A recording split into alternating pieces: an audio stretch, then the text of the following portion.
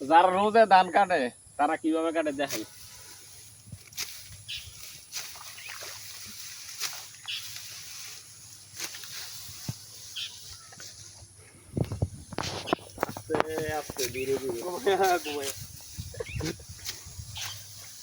রোজে কাটলে আস্তে ধীরে ধীরে কাটে ধান।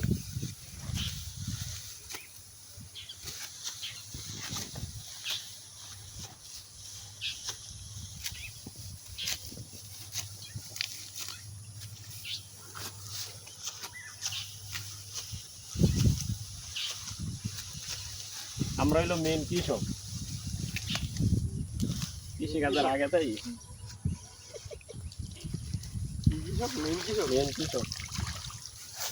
এই বৃষ্টির কারণে ধান কাটা এখন মুশকিল হয়ে যাইতেছে।